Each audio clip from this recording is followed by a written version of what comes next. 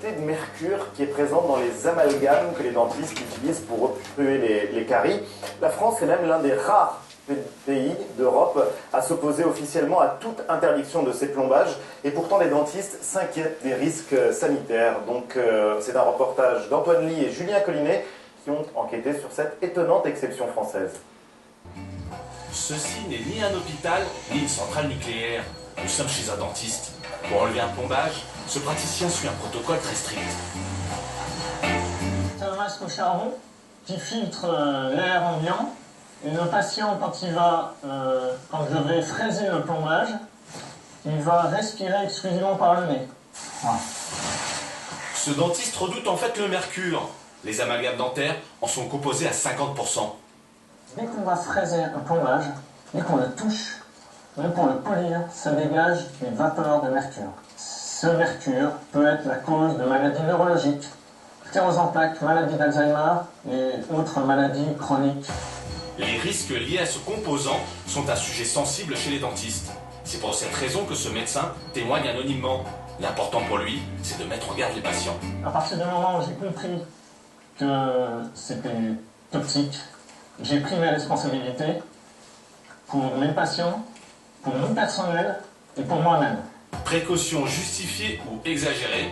Pour cette conseillère scientifique à l'association Non au Mercure Dentaire, le risque est réel. Il y a pourtant des alternatives, ce qu'on appelle les composites. Pour elles, s'ils sont peu utilisés, c'est parce qu'ils sont moins rentables pour les dentistes. Le dentiste va toucher la même somme qu'il pose un amalgame ou un composite. Or, un amalgame est moins cher à l'achat, mais c'est pas ça le plus important, c'est qu'il est très vite posé. Pour les composites, c'est quelque chose qui se pose beaucoup plus lentement, il faut polymériser couche par couche, et le temps c'est de l'argent, hein, donc c'est ça la différence. Hein. Gabrielle Rapp avait une dizaine d'amalgames dans la bouche. Pendant des années, elle a souffert de problèmes de santé.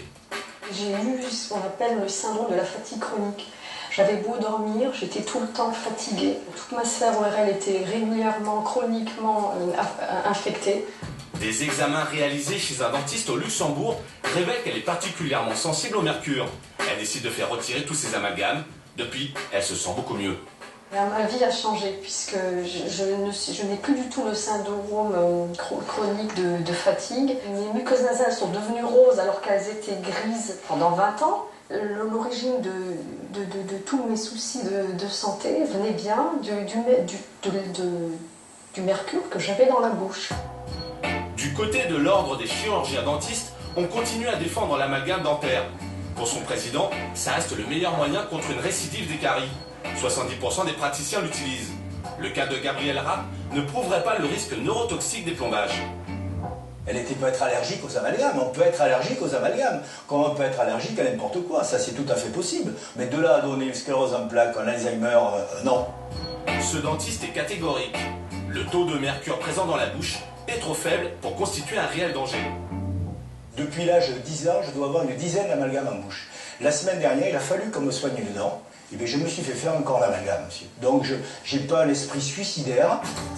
Le ministère de la Santé défend aussi cette position dans ce communiqué officiel.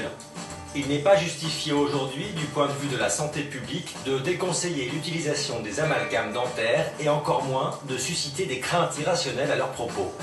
Une décision unique en Europe. Tous les autres pays ont décidé d'en réduire l'utilisation, voire de l'interdire, pour des raisons environnementales et sanitaires. Reportage d'Antoine Ly et Julien Collinet.